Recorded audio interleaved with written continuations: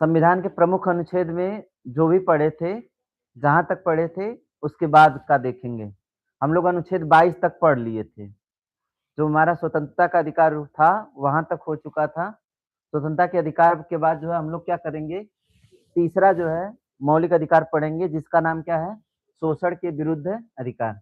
देखिए, शोषण के विरुद्ध अधिकार की बात करते हैं तो ये जो है अनुच्छेद 23 और 24 में है।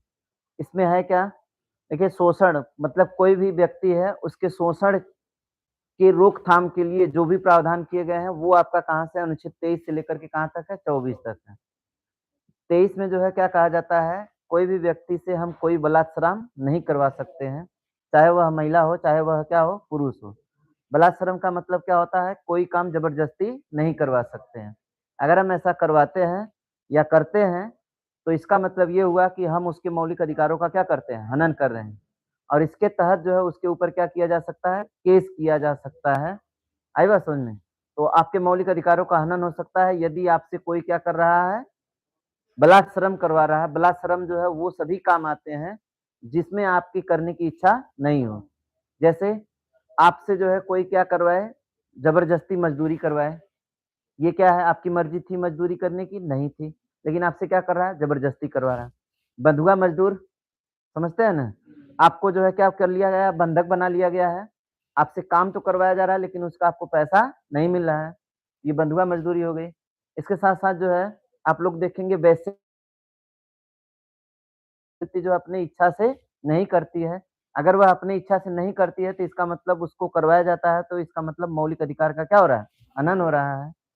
लेकिन ये जो वेश्यावृत्ति है, अगर अपनी इच्छा से कर रहा है तब जो है हम कहेंगे उसके मौलिक अधिकारों का हनन नहीं है। वही जो है आप लोग देखेंगे कि मानव तस्करी किया जाता है। मानव की क्या होती है? तस्करी होती है। क्या वो उसको जो है तस्करी करवाने की इच्छा होती है क्या? नहीं। वो जो है क्या होता है, उसकी इच्छा के बिना जो है मानव की तस्करी होती है। बच्चों की तस्करी, मानव की तस्करी, ये सब क्या है? ये सब जो है आपका क्या होता है? बलात्सरम के अंतर्गत आता है। किसके अंतर्गत आता है? बलात्सरम। तो अनुच्छेद 23 में है। 24 में है कि अगर कोई बच्चा जो है 14 साल से क्या है? कम है। कोई बच्चा कितने से कम है? 14 साल से कम है, तो उसको हम किसी जोखिम भरे कार्यों में नहीं लगा सकते हैं। जोखिम भरे कार्यों में नहीं लगा सकते हैं, अर्थात ये बच्चे के शोषण को रोकता है। बच्चे के शोषण को कौन रोकता है? 24 रोकता है। जबकि जो 23 है, 23 जो है सबके सबके बलात्सरम को रोकता है। चाहे वह महिला हो, चाहे वह क्या हो? पुरुष हो। ठीक है? तो दोनों बातों को हम लोग क्या करते हैं, देखते हैं। देखिए 23 में है मानव तस्करी, जबरन श्रम, या फिर हम कहेंगे जिसको हम लोग क्या बोलते हैं? बेगार मजदूरी। इसके तहत जो है आपका देखिए क्या-क्या हम बोले, जो चीज़ें बोले हैं वो सभी आता है। क्या-क्या? जैसे कि हम कहें मानव तस्करी, जबरन श्रम मतलब बलात्सरम, वेश्यावृत्ति, मानव तस्करी, ये सब जो है आपका किसके अंतर्गत है? 23 के अंतर्गत है। वही जो है 24 के अंतर्गत क्या है? तो कारखानों आदि में बालकों जिसकी उम्र कितना से कम हो? 14 साल से कम हो, उनको हम नहीं लगा सकते। उनको लगाने से क्या किया जाता है? रोक लगाया जाता है। यदि ऐसा कोई करता है, तो इसमें उस बालक की क्या होती है? इस बालक के मौलिक अधिकारों का क्या होता है? हनन होता है। और यह जो है उस व्यक्ति के ऊपर कार्रवाई करवाने के लिए क्या होगा? बाध्य होगा कि उसने क्या किया है? उस व्यक्ति ने उस बच्चे के मौलिक अधिकार का क्या किया है? हनन किया है, अर्थात जिस कंपनी कारखाना में काम करेगा उसके मालिक के ऊपर जो है केस हो सकती है। ठीक है? और जो करवा रहा है उसके ऊपर। इसके साथ-साथ जो है जो उसके जो मम्मी-पापा हैं उनके ऊपर भी। आई बात समझ में? तो समझ में आया सबको? चलिए आगे हम लोग चलते हैं, धार्मिक स्वतंत्रता की बात करते हैं। देखिए धार्मिक स्वतंत्रता अनुच्छेद 25 से लेकर के कहाँ तक है? 28 तक। देखिए हमारा देश क्या है? धर्मनिरपेक्ष है। हमारा देश क्या है? धर्मनिरपेक्ष है। अर्थात मेरे देश का कोई भी धर्म नहीं है। कोई भी जो है किसी भी धर्म को क्या कर सकता है? मान सकता है। किसी भी धर्म में विश्वास रख सकता है। यह उसका क्या है? मौलिक अधिकार है। वह जो है अपने धर्म परंपरा के अनुसार वेशभूषा या फिर जो है जो उसकी आस्था है, उस आस्था को अपने दिल में सँजोए रख सकता है। ये जो है कौन बोलता है? धार्मिक स्वतंत्रता की बात बोलता है। कहाँ पर है? हमारा जो अनुच्छेद 25 है, 25 से लेकर के कहाँ तक? 28 तक। ठीक है? देखिए, इसमें जो आपका 25 है, 25 कह रहा है कि अंतःकरण की और धर्म के अबाध रूप से मानने, आचरण और प्रचार करने की स्वतंत्रता। यदि आप किसी धर्म को मानते हैं, तो आपको धर्म मानने की क्या है? स्वतंत्रता है। आप अपने धर्म को क्या कर सकते हैं? मान सकते हैं। लेकिन किसी को अपना धर्म ज़बरदस्ती नहीं मनवा सकते हैं। आप मानते हैं अच्छी बात है, लेकिन आप किसी को ज़बरदस्ती नहीं कर सकते। ठीक है? तो 25 कहता है किसी भी धर्म को अबाध रूप से क्या कर सकते हैं? मान सकते हैं। फिर जो है धार्मिक कार्यों के प्रबंध की स्वतंत्रता, मतलब जो भी आपके धार्मिक कार्य हैं, उन धार्मिक कार्यों के लिए आप प्रबंध कर सकते हैं। ये कौन बोलता है? 26 बोलता है। कौन बोलता है? 26। अच्छा, ये जो 25 है, अनुच्छेद 25 में जो है, आप लोग जानते हैं कि किसी भी धर्म में जो है, जो भी उसके रीति-रिवाज होते हैं, उसको अपने अंतःकरण में बसाने की जो स्वतंत्रता है, ये जो सिख होते हैं, सिखों को कृपाण धारण करने की स्वतंत्रता दी जाती है। किसको? सिखों को कृपाण धारण करने की स्वतंत्रता दी जाती है। वो किस अनुच्छेद के तहत है? अनुच्छेद 25 के तहत है। किसके तहत है? अनुच्छेद 25 के तहत सिखों को कृपाण धारण करने की क्या है? छूट। वैसे जो है किसी भी व्यक्ति को चाकू, तलवार ये सब लेकर के कहीं नहीं जा सकता है। लेकिन जो सिख हैं, सिख धर्म का यह क्या है? नियम है कि सिखों के पास जो है, अगर कोई सिख धर्म को मानता है तो उसके पास एक कृपाण होना क्या है? ज़रूरी है। मतलब 24 घंटे उनके साथ रहती है। कौन चीज़? कृपाण। तो ये कृपाण जो है उनके धर्म में आता है, इसलिए जो है वो कहीं पर भी कृपाण लेकर के क्या कर सकते हैं? आ जा सकते हैं। आई बात समझ में? अनुच्छेद 27 क्या कहता है? किसी विशिष्ट धर्म की अभिवृद्धि के लिए करों के भुगतान के बारे में स्वतंत्रता है। तो करों के, धर्म से संबंधित करों के भुगतान की क्या है? स्वतंत्रता है। किसके तहत? 27 के तहत। तो 27 में क्या कहा है? धर्म से संबंधित धार्मिक करों का छूट। धार्मिक करों का छूट किसमें है? 27 में। 26 में क्या है? धार्मिक कार्यों का प्रबंधन। धार्मिक कार्यों का प्रबंधन। 25 में क्या है? धर्म को अपने अंतःकरण में बसाए रखना। धर्म को अपने अंतःकरण में बसाए रखना। तो 25, 26, 27 हो गया। अब एक आपका जो है बचा है कौन सा? 28।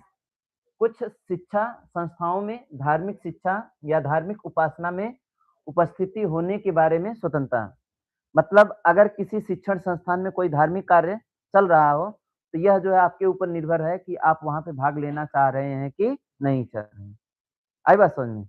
तो धार्मिक कार्यों में, मतलब कोई शिक्षण संस्थान है, वहाँ पे जो है कोई धार्मिक कार्य चल रहा है, तो वहाँ पे आप प्रेज़ेंट होंगे, नहीं होंगे, यह किसके ऊपर निर्भर करता है? आपके ऊपर निर्भर करता है। ये स्वतंत्रता देता है। तो देखिए 25 में धर्म को अंतःकरण में, 26 में क्या है? धार्मिक कार्यों के लिए स्वतंत्रता, फिर जो है प्रबंधन की स्वतंत्रता, धार्मिक कार्यों के प्रबंधन की स्वतंत्रता। फिर जो है आपका क्या है? किसी धर्म की अभिवृद्धि, मतलब धार्मिक करों की स्वतंत्रता। और लास्ट वाला आपका है क्या? शिक्षण संस्थानों में यदि कोई जो है क्या हो रहा है? धार्मिक कोई कार्यक्रम चल रहा है, तो उस कार्यक्रम में जो है आपको भाग लेने और न लेने की क्या है? स्वतंत्रता है। ठीक? तो समझ में आ गया 4? चलिए 5वां है। 5वां जो हमारा मौलिक अधिकार है, शिक्षा एवं संस्कृति का है। कौन-सा है? शिक्षा एवं संस्कृति का है। देखिए इसमें जो है आपके कितने अनुच्छेद हैं? 2 अनुच्छेद हैं, 29 और 30। देखिए इसमें 29 जो कहता है, 29 कहता है कि अल्पसंख्यक वर्ग के हितों का संरक्षण। ये जो अल्पसंख्यक है, अर्थात कौन? अल्पसंख्यक में कौन आते हैं? सिख आते हैं, ना मुस्लिम आते हैं, जैन आते हैं, ना बौद्ध आते हैं। ये सब आपके क्या हैं? अल्पसंख्यक में आते हैं। तो अल्पसंख्यक के हितों का क्या? संरक्षण कौन बोलता है? 29 बोलता है। ठीक है ना? आगे चलिएगा। अनुच्छेद 30, शिक्षा संस्थाओं की स्थापना। शिक्षण संस्थाओं की स्थापना और प्रशासन करने का अल्पसंख्यक वर्गों का क्या है? अधिकार है। मतलब कोई भी अल्पसंख्यक वर्ग का है, तो वह कोई क्या कर सकता है? शिक्षण संस्थान स्थापित कर सकता है, उसका प्रबंधन कर सकता है। ये सब उसका क्या है? मौलिक अधिकार है। ऐसा नहीं कि अल्पसंख्यक लोग जो है क्या करेंगे? शिक्षण संस्थान की स्थापना नहीं करेंगे। उनको भी यह अधिकार है, किसके तहत है? 30 के तहत है। ठीक है? ये जो अनुच्छेद 29 है, 29 में कहता है कि कोई भी अल्पसंख्यक समुदाय है, वह जो है अपने संस्कृति और सभ्यता को बचा के रख सकता है, अपनी संस्कृति सभ्यता को मानेगा। ये उसका क्या है? अधिकार है ना? मतलब ये जो अल्पसंख्यक है, अल्पसंख्यक की जो भी मान्यताएँ हैं, वो अपनी मान्यताओं को मानेगा, वो अपनी मान्यताओं को क्या करेगा? मानेगा। इसमें कोई उसके साथ हस्तक्षेप नहीं कर सकता है। तो 29 और कौन-सा है? 30 ठीक है ना? चलिए 6वां है संवैधानिक उपचार। ये जो अनुच्छेद 32 है, कौन-सा है? अनुच्छेद 32। देखिए अनुच्छेद 32 क्या कहता है? कहता है कि यदि व्यक्ति के मौलिक अधिकारों का हनन होता है, वह अनुच्छेद 32 के तहत सुप्रीम कोर्ट में और अनुच्छेद 226 के तहत हाई कोर्ट में 5 प्रकार की रीटें जारी कर सकता है। कितने प्रकार की रीटें? 5 प्रकार की रीटें जारी कर सकता है। यदि किसी भी व्यक्ति के मौलिक अधिकारों का हनन होता है, तो संवैधानिक उपचार के तहत अनुच्छेद 32 के तहत सुप्रीम कोर्ट और अनुच्छेद 226 के तहत कहाँ पर? हाई कोर्ट में क्या कर सकता है? केस कर सकता है या फिर जो है रीट दायर कर सकता है। ठीक है ना? तो ये जो है देखिए वही है। अब ये जो कौन है डॉक्टर भीमराव अंबेडकर, इसे जो है संविधान की क्या कहें? आत्मा कहें। इसे संविधान का क्या कहें? आत्मा। हृदय और आत्मा किसके द्वारा कहा गया है? डॉक्टर भीमराव अंबेडकर के द्वारा। हालाँकि इसे जो है, इसे संविधान का क्या कहा जाता है? हृदय और आत्मा कहा जाता है। ठीक है ना? मौलिक अधिकारों को प्रवर्तित कराने के लिए उपचार इसमें दिए गए हैं। अब इसमें जो है देखिए क्या-क्या बातें हैं, मैं जो है आपको बता देता हूँ कि यदि किसी भी व्यक्ति के मौलिक अधिकारों का क्या होता है? हनन होता है, तो वह व्यक्ति जो है क्या कर सकता है? अनुच्छेद 32 के तहत, अनुच्छेद 32 के तहत कहाँ पर? सुप्रीम कोर्ट में 5 तरह की रीटें जारी कर सकता है, ठीक है? और अगर जो है आपको कहाँ पे जाना है? हाई कोर्ट में जाना है, तो अनुच्छेद 226 के तहत कहाँ पे जा सकते हैं? हाई कोर्ट में जा सकते हैं, यदि आपके मौलिक अधिकारों का क्या होता है? हनन होता है तो। ठीक है ना? ये 2 अनुच्छेद है जिसके तहत आपके मौलिक अधिकारों का हनन होता है, तो आप कहाँ जा सकते हैं? सुप्रीम कोर्ट और हाई कोर्ट। ठीक है ना? चलिए हम आगे चलते हैं, भाग 4। देखिए भाग 4 जो है देखिए 3 आपका खत्म हो गया, मौलिक अधिकारों की बात था। इसमें जो आपके इम्पोर्टेंट अनुच्छेद थे, मैं सभी अनुच्छेदों को एक क्रम से जो है बता दिया। अब हमको देखना है कौन-सा? भाग 4। भाग 4 में क्या है? नीति निर्देशक तत्व। देखिए ये नीति निषेध तत्व क्या होता है? तो नीति निषेध तत्व होता है, यह राज्यों का धर्म है कि अपने राज्य को क्या बनाएँ? कल्याणकारी बनाएँ। राज्य के विकास के लिए विभिन्न प्रकार की योजनाओं को लाएँ। वहाँ की जनता जो है क्या रहे? सुखी रहे, इसके लिए सरकार के द्वारा भिन्न-भिन्न प्रकार की योजनाओं के माध्यम से वहाँ के लोगों को क्या करे? विकास की ओर जो है अग्रसर करे। आई बात समझ में? तो ये जो है किसका धर्म है? राज्य का धर्म है कि अपने राज्य को क्या बनाए? कल्याणकारी बनाए। अपने राज्य को क्या बनाए? कल्याणकारी बनाए। कारी बनाने का जो रास्ता होगा 3 रास्ता होगा। किस-किस रास्ते से? पहले जो है आर्थिक रूप से राज्य को क्या बनाना है? कल्याणकारी। सामाजिक रूप से क्या बनाना है? कल्याणकारी और राजनीतिक दृष्टि से, है ना? किस दृष्टि से? राजनीतिक दृष्टि से। ये जो है 3 तरीके से जो है क्या करना है? समाज को कल्याणकारी बनाना है। राज्य को क्या बनाना है? कल्याणकारी। आर्थिक, सामाजिक और राजनैतिक। आर्थिक, सामाजिक और राजनैतिक। ये तीनों तरीके से जो है समाज को क्या बनाना है? कल्याणकारी। और ये किसका धर्म है? राज्य का धर्म है। देखिए भाग जो 4 है, 4 में नीति निषेध तत्व की बात करते हैं। ये किस देश के संविधान से प्रेरित है? तो ये जो है आयरलैंड के संविधान से लिया गया है। नीति निषेध तत्व कहाँ से लिया गया है? आयरलैंड के संविधान से लिया गया है। और यह भाग 4 के अनुच्छेद 36 से लेकर के 51 के बीच में रखा गया है। कहाँ तक रखा गया है? 36 से लेकर के 51 के बीच में रखा गया है। देखिए जब जो है संविधान निर्माताओं के द्वारा इस नीति निषेध तत्व को जो है संविधान में शामिल किया गया, तो ये जो है कुछ इस तरह का रखा गया कि ये राज्य का धर्म है, राज्य को कल्याणकारी बनाए। अगर जो है ऐसा राज्य नहीं करता है, तो राज्य के ऊपर जो है कोई भी कानूनी कार्रवाई नहीं होगी। अर्थात अगर जो है नीति निषेध तत्वों का पालन होता है तो अच्छी बात, नहीं होता है तो हम जो है न्यायालय नहीं जा सकते हैं। मतलब इसके विरुद्ध जो है हम कहाँ पे? न्यायालय में नहीं जा सकते हैं। ठीक है? अब ये 36 से लेकर के 51 तक कहाँ में, किस अनुच्छेद में किस चीज़ की बात कही गई है, पूरा हम लोग देखने जा रहे हैं। आइए हम लोग देखते हैं। देखिए सबसे पहला चीज़ तो हम आपको क्या बोले कि अच्छा इसको देख लीजिएगा, ये किस देश के संविधान से लिया गया है? आयरलैंड के संविधान से लिया गया है। किस देश के संविधान से है? आयरलैंड से लिया गया है। ठीक है ना? आयरलैंड के संविधान से लिया गया है। अब इसका प्रावधान जो है देखिए आपका कहाँ पर है? भाग 4 और किस अनुच्छेद में? 36 से 51 में है। अब एक चीज़ ध्यान दीजिएगा, क्या यह न्यायालय प्रवर्तनीय है कि नहीं है? तो यह न्यायालय प्रवर्तनीय नहीं है। ठीक? ये न्यायालय प्रवर्तनीय नहीं है। और इसका कार्य क्या है? कार्य है कि यह राज्य को क्या बनाए? कल्याणकारी। कार्य है इसका राज्य को कल्याणकारी बनाना। राज्य को क्या बनाना?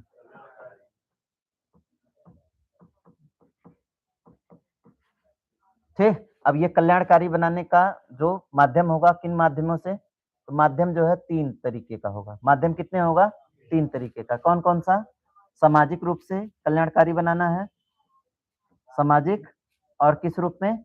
आर्थिक रूप से, और कौन-सा? राजनैतिक रूप से। तो 3 तरीके से जो है समाज को क्या बनाना है? कल्याणकारी बनाना है। किसको बनाना है? राज्य को बनाना है। और ये किसकी ज़िम्मेदारी है? राज्य सरकार की है। किसकी ज़िम्मेदारी है? राज्य सरकार की है। ठीक है?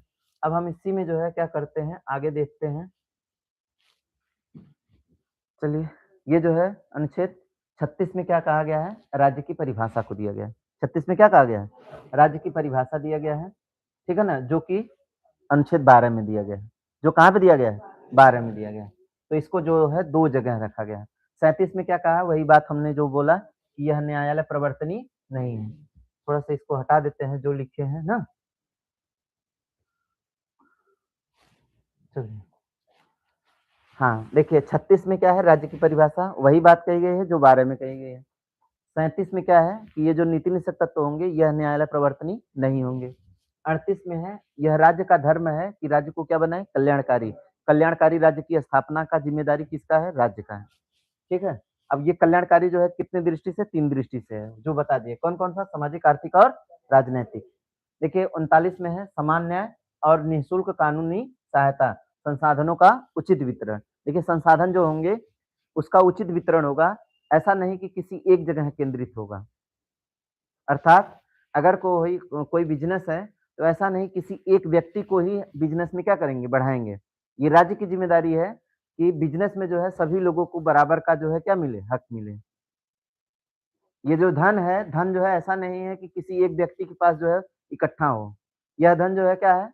राज्य में वितरित हो। मतलब सभी लोग जो है न तो बहुत ज़्यादा गरीब और न तो बहुत ज़्यादा क्या हो? अमीर।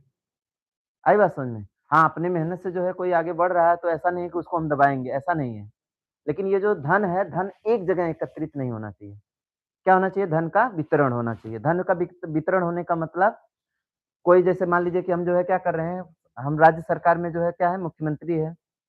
तो अगर हम जो है क्या करें, कोई भी जो है ठेका होता है, मैं किसी एक ठेकेदार को दे दूँ, कोई भी काम होता है, पूरा ठेका जो है मैं क्या करता हूँ, उसी को देता हूँ। तो क्या हुआ, ये पूरे ठेकेदारी का जो भी है, वह कहाँ पे केंद्रित हो गया? एक जगह पे हो गया। अब उसमें मौका किसको मिलना चाहिए? सबको मिलना चाहिए।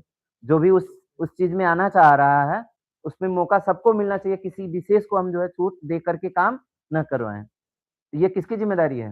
राज्य की ज़िम्मेदारी है। अगर ये राज्य करता है, तो अच्छी बात, नहीं करता है, तो क्या करेंगे? तब वो जो है अच्छी बात, कहेंगे सरकार जो है ठीक है, जो कर रही है वही सही है। ठीक है ना? चलिए 39 का में कहा गया है समान न्याय और मुफ्त कानूनी सहायता, अर्थात फ्री कानूनी मदद जो है का प्रावधान कहाँ पे किया गया है? 39 क में। ठीक है ना? सभी व्यक्तियों के साथ समान न्यायिक व्यवस्था हो। सभी व्यक्तियों के साथ क्या हो? समान न्यायिक व्यवस्था हो। ये चीज़ स्थापित करने की ज़िम्मेदारी किसकी है? राज्य की है। ये कौन स्थापित करेगा? राज्य। देखिए जो मौलिक अधिकार है, मौलिक अधिकार सरकार के विरुद्ध काम करता है। किसके विरुद्ध काम करता है? सरकार के विरुद्ध काम करता है, जबकि नीति निषेध तत्व जो है जनता के विरुद्ध काम करती है ना? जनता जो है मतलब चाह कर भी जो है नीति निषेध तत्व पे जो है कोई अपना वो नहीं कर सकती है। वैसे ही जो है मौलिक अधिकार है, तो मौलिक अधिकार अगर जो है उल्लंघन हो रहा है तो राज्य सरकार वहाँ पे पीछे हो जाएगी। वहाँ पे क्या हो जाएगी? पीछे हो जाएगी। तो एक जो है सरकार पर पाबंदी लगाता है, दूसरा जो है जनता पे पाबंदी लगाती है। आई बात समझ में? चलिए 40 40 में क्या कहा गया है कि ये जो है गांधी जी से प्रेरित अनुच्छेद है, कौन-सा? 40। कहा जाता है कि जो भारत की जनता है कहाँ पे बसती है? गाँव में। इस चीज़ को फ़ॉलो करते हुए संविधान निर्माताओं ने अनुच्छेद 40 में ग्राम पंचायतों के गठन की क्या की है? बात की है। ये सभी राज्य की ज़िम्मेदारी है कि अपने राज्य में ग्राम पंचायतों का क्या करें? निर्माण करें। ग्राम पंचायतों का क्या करें? गठन करें। ये किसकी ज़िम्मेदारी है? राज्य की ज़िम्मेदारी है। और ये किस व्यक्ति से प्रेरित है? किस महान व्यक्ति से? गांधी जी से प्रेरित है। गांधी जी के विचारों पर यह क्या है? आधारित है। आई बात समझ में? चलिए अनुच्छेद 41 कुछ दशाओं में काम, शिक्षा और लोक सहायता पाने का अधिकार। देखिए कुछ ऐसी दशाएँ होती है जिसमें आप जो है क्या, आपको काम पाने का क्या है, अधिकार है। आपको काम पाने का क्या है, अधिकार है। आपको शिक्षा पाने का क्या है, अधिकार है। आपको जो है लोक सहायता मतलब सरकार की सहायता पाना क्या है, अधिकार है। लेकिन ये अधिकार जो है सरकार देगी तभी ले सकते हैं, नहीं देगी तो नहीं। जैसे मान लीजिए कि आप क्या हैं, विकलांग है, ये समय सरकार की ज़िम्मेदारी है कि आपको क्या करे, जो विकलांगों के लिए क्या आता है, व्हील आता है ना, अ, गाड़ी आता है विकलांगों के लिए, वो जो है मुहैया कराए, ठीक है? ये जो है किसकी ज़िम्मेदारी है, राज्य की ज़िम्मेदारी है, उसका कल्याण करे। आई बात समझ में? और जो है देखिए क्या है, काम की बात करते हैं, जैसे आप बेरोज़गार हैं, तो ये राज्य की जो है विफलता है कि आप बेरोज़गार हैं। ये क्या है? राज्य की विफलता है कि वह आप क्या हैं, बेरोज़गार हैं। ऐसी बेरोज़गारी को दूर करने का जो है काम करेगी कौन? सरकार। और ऐसी दशा में जो है आपको बेरोज़गारी भत्ता वगैरह ये सब जो है दे सकती है। आई बात समझ में?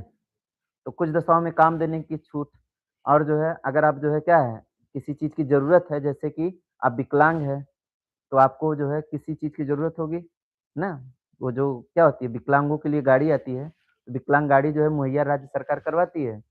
ये जो है करवा रही है, किसके तहत करवा रही है? अनुच्छेद 40 सॉरी 41 के तहत। किसके तहत? 41 के तहत। अब आ जाइए अगला है, अनुच्छेद 43 कर्मकारों के लिए निर्वाह मज़दूरी और कुटीर उद्योगों का प्रावधान। देखिए, ये जो है राज्य की ज़िम्मेदारी है कि राज्य में काम करने वाले जो भी मज़दूर हैं, राज्य में काम करने वाले जो मज़दूर हैं, उनको निर्वाह रूप से क्या मिलती रहे? मज़दूरी मिलती रहे। निर्वाह रूप से क्या मिलती रहे? मज़दूरी। निर्वाह रूप से मज़दूरी का मतलब क्या समझते हैं? जैसे मैंने जो है 15 दिन काम किया तो मेरी 15 दिन की जो है क्या होनी चाहिए? जो भी सैलरी है वो मिलनी चाहिए। मैं 20 दिन काम किया तो मेरे 20 दिन की सैलरी मुझे क्या होनी चाहिए? मिलनी चाहिए। अर्थात मैं 1 महीने जो है कोई नौकरी कर रहा हूँ तो उस 1 महीने का जो है मुझे पैसा निर्बाध रूप से मिलता रहे। हर महीने दर महीने, महीने दर महीने क्या रहे? मिलता रहे और ये किसकी ज़िम्मेदारी है?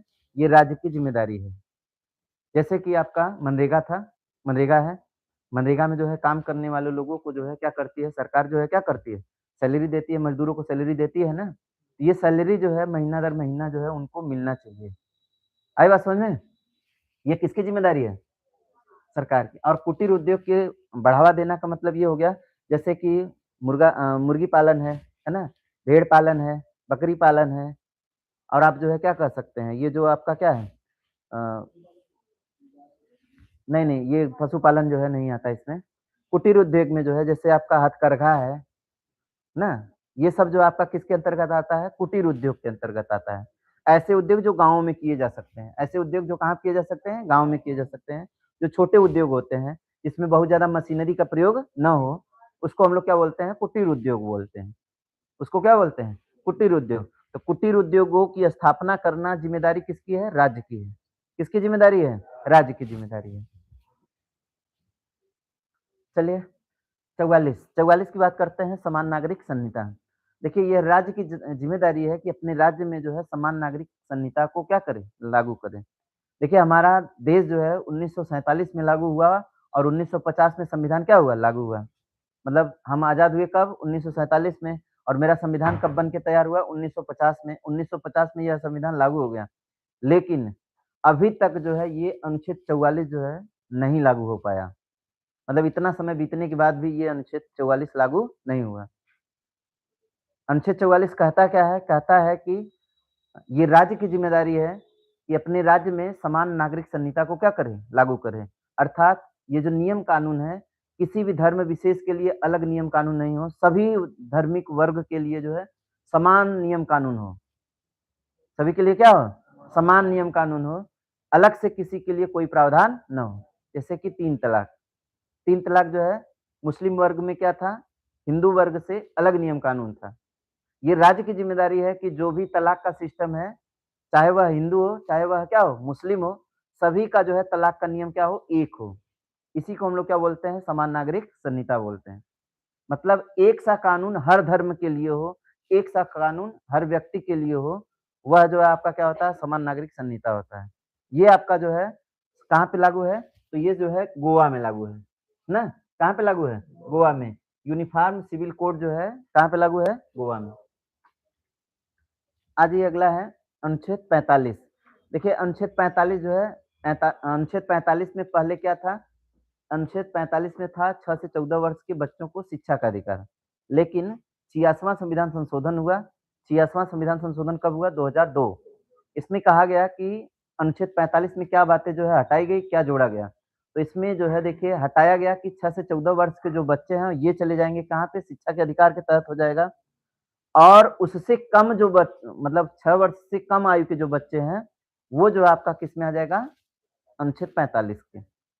तो कहा जाता है कि अनुच्छेद 45 में क्या कहा गया है? कहा गया है कि 6 वर्ष से कम आयु के बच्चों के देख-रेख का ज़िम्मेदारी किसकी है? राज्य की है।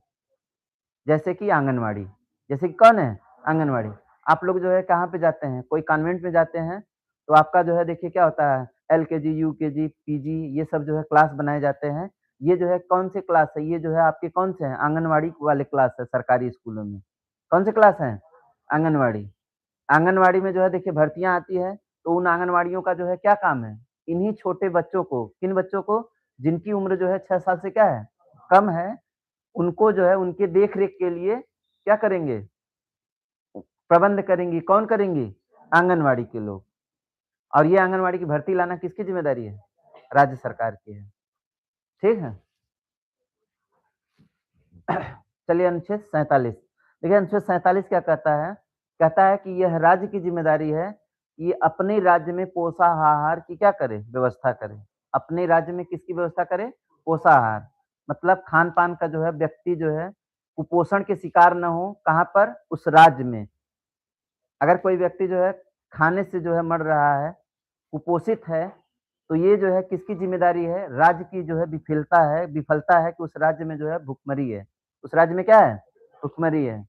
इसको दूर करने का काम कौन करेगी? राज्य सरकार करेगी। कौन करेगी? राज्य सरकार। किस अनुच्छेद के तहत? अनुच्छेद 47 के तहत। और अनुच्छेद 47 में यह भी कहा गया है कि सरकार जो है नशीले पदार्थों पर क्या लगाएगी? रोकथाम लगाएगी। नशीले पदार्थों पे क्या करेगी? रोकथाम, जैसे कि शराबबंदी, गुटखा, है ना? ये सब जो है क्या? प्रतिबंध लगा दिया जाए। तो ये जो है किसकी ज़िम्मेदारी है? राज्य की ज़िम्मेदारी है। आई बात समझ में? पोषाहार में जो है जैसे आप लोग देखते हैं कि मिड डे मील मिलता है ना? ये जो है किसके अंतर्गत होता है? ये अनुच्छेद किसके तहत? 47 के तहत है। महिलाओं को जो है आयरन की गोली दी जाती है, गर्भवती महिलाओं को क्या किया जाता है? विशेष छूट दिया जाता है, ये सब जो है खान-पान का कैल्शियम की गोली, ये सब जो गोलियाँ दी जाती है, वो किसके तहत है? अनुच्छेद 47 के तहत है। तो उनके स्वास्थ्य को ध्यान देना, ये किसकी ज़िम्मेदारी है? राज्य सरकार की ज़िम्मेदारी है। तो हमारी क्या ज़िम्मेदारी है? हम जो है हम लोग जो है क्या करें? उन व्यवस्थाओं को बस खाली क्या करें? ग्रहण करें, हमारी ज़िम्मेदारी है। और क जगह-जगह जो है लेने के बाद जो है कहें सरकार कई बार क्या कर ले, है ना? ये कहें, ठीक है? चलिए अनुच्छेद 48 क्या कहता है? यह राज्य की ज़िम्मेदारी है कि अपने राज्य में लोगों को पशुपालन आदि का क्या करे? बढ़ावा दे। दुधारू नस्ल की पशुओं को क्या करे? बचाए। दुधारू नस्ल की पशुओं को क्या करे? बचाए। ठीक है? गो हत्या निषेध करे। गो हत्या क्या करे? निषेध करे। ये किसकी ज़िम्मेदारी है? राज्य की ज़िम्मेदारी है। और नहीं करेगी तो क्या करिए? करे, हैं? बोलो। अगर जो है राज्य सरकार ये नियम नहीं लाती है तब क्या करे? गो हत्या करे, है ना? छूट है तब। अगर ला देती है तो नहीं करेंगे। जैसे कि वर्तमान स्थिति में गो हत्या निषेध जो है लागू है। गो हत्या जो है क्या है?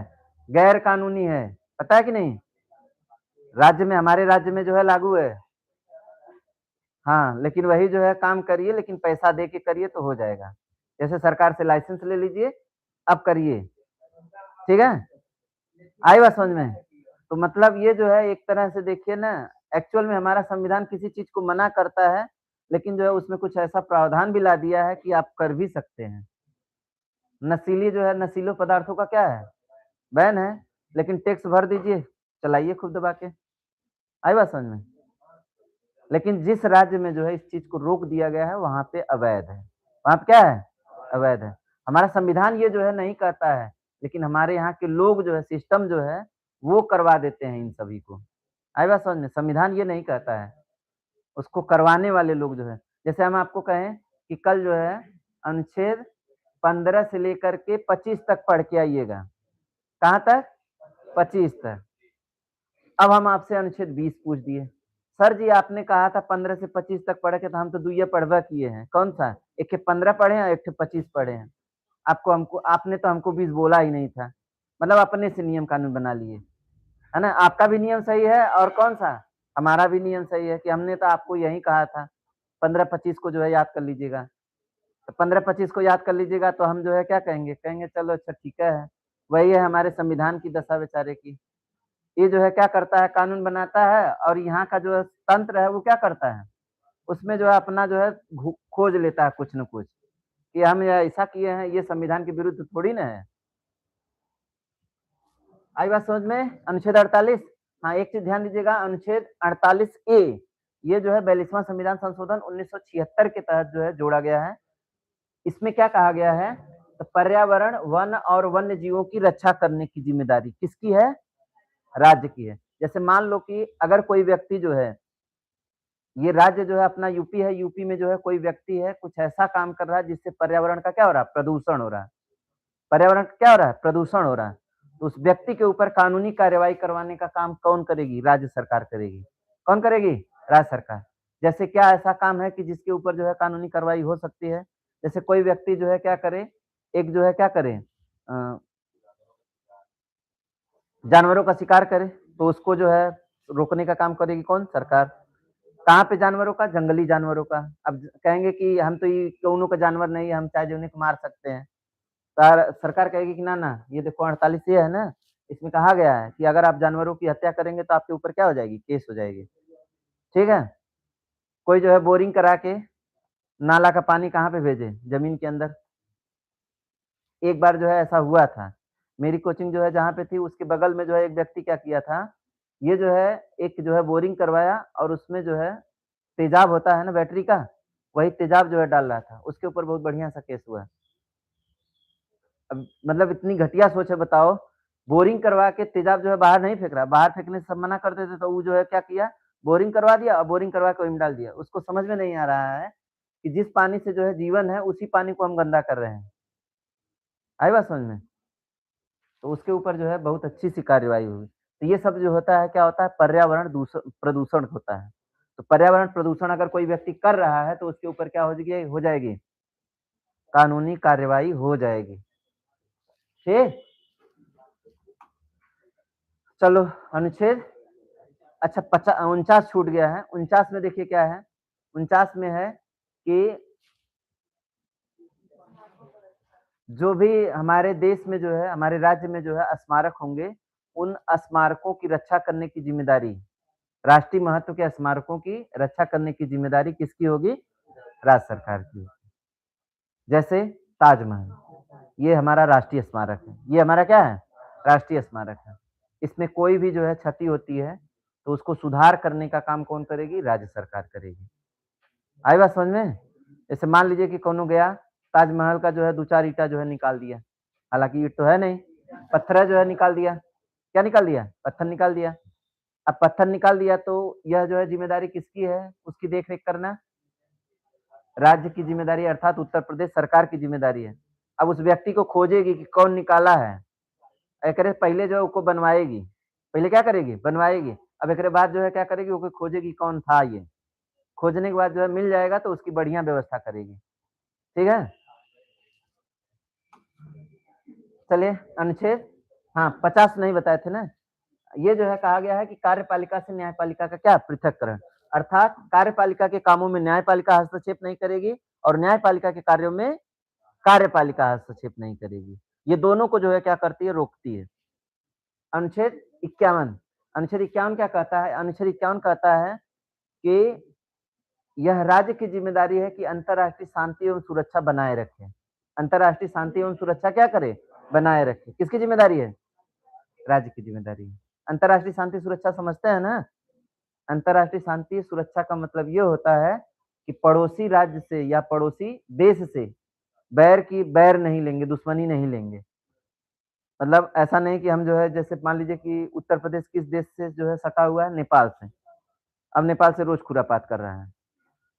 अब ये जो है नेपाल से खुरापात कौन कर रहा है? राज्य कर रहा है। लेकिन इसको भुगतना किसको पड़ेगा? भारत देश को। इसलिए जो है अंतर्राष्ट्रीय शांति एवं सुरक्षा बनाए रखना ये किसकी जिम्मेदारी है? राज्य की जिम्मेदारी है। ठीक है ना? चलिए, अगला है आपका कौन-सा मौलिक कर्तव्य है? ये जो है हालाँकि 42वां संविधान संशोधन 1976 के द्वारा जोड़ा गया है। ये कहाँ से लिया गया है? सोवियत संघ, रूस से लिया गया है। इसके साथ-साथ जो है हमारे संविधान में देखिए कुल कितना जब जो है जोड़ा गया था 42वां संविधान संशोधन 1976 में जोड़ा गया था इसको, तो कुल जो है 10 मौलिक कर्तव्यों को जोड़ा गया था। लेकिन वर्तमान में इसकी संख्या कितना है? 11 है। मौलिक कर्तव्य क्या है? तो मौलिक कर्तव्य वे कर्तव्य है जो हमारे देश के विकास में योगदान दे सकता है। हमारे शिष्टाचार के विकास में क्या कर सकता है? योगदान दे सकता है। हमारी संस्कृति के बचाने में जो है क्या कर सकता है? योगदान दे सकता है। वे हमारे क्या है? मौलिक कर्तव्य हैं। जैसे हम जो है क्या करें? अपने बड़ों को जो है आदर न दें। ये हमारा क्या हो रहा है? नैतिक कर्तव्य जो है भूल रहा है। हमारा जो है क्या है? नैतिक कर्तव्य क्या हो रहा है? भूल रहा है, खत्म हो रहा है। उसको बचाए रखना ये किसकी ज़िम्मेदारी है? हमारा मौलिक कर्तव्य है। आई बात समझ में? जैसे हम आपको जो है क्या हम आपको पढ़ा रहे हैं तो इसका मतलब हम आपके गुरु हैं। अब हम जो है कह रहे हैं कि कल तुम्हें जो है क्या करना है 5 अनुच्छेद जो है पढ़ के आना है। कौन-कौन सा? 20, 21, 22, 23, 24, 25 है ना? अब जो है आप क्या कहे? कल एकर मतलब थोड़ी ना कि हम जो है ना पढ़ ही के आए। ना पढ़ के आए का करियन गुरुजी हमार? तो गुरुजी तो सच्चो में कुछ ना कह पाइयन। लेकिन आपका तो बिगड़ गया। मतलब हम जो है कुछ नहीं कर पाएँगे, लेकिन आपका तो अपने आप को जो है क्या हो रहा है? बिगड़ रहा है। ये क्या बिगड़ रहा है? आपको क्या बिगड़ रहा है? आपका जो है नैतिक कर्तव्य जो है क्या हो रहा है? गायब हो रहा है। तो इस चीज़ को बनाए रखना ये किसकी ज़िम्मेदारी है? खुद जनता की ज़िम्मेदारी है। खुद किसकी ज़िम्मेदारी है? व्यक्ति की ज़िम्मेदारी है। अगर वह नहीं बना के रखता है तो क्या उसके ऊपर कोई कानूनी कार्रवाई हो जाएगी क्या? जैसे मैं आपको 5 जो है अनुच्छेद पढ़ने के लिए कहा, आप नहीं पढ़ के आए, तो हम आपको जो है कहेंगे ये हम कि इसको 5 जो है अनुच्छेद पढ़ने के लिए कहे थे, ये जो है नहीं पढ़ के आया, इसको हम क्या करेंगे अब जो है कोर्ट में लेके जाएँगे। लेके जा सकते हैं क्या? नहीं लेके जा सकते हैं। फांसी का सज़ा दिलवा देंगे। क्या होगा क्या? नहीं होगा। ये जो है क्या है, मौलिक कर्तव्य जो है जनता की ज़िम्मेदारी है कि इसका क्या करें, पालन करें। आई बात समझ में? ये कौन है? भाग 4 1 और ये जो है अनुच्छेद जो है 51 एक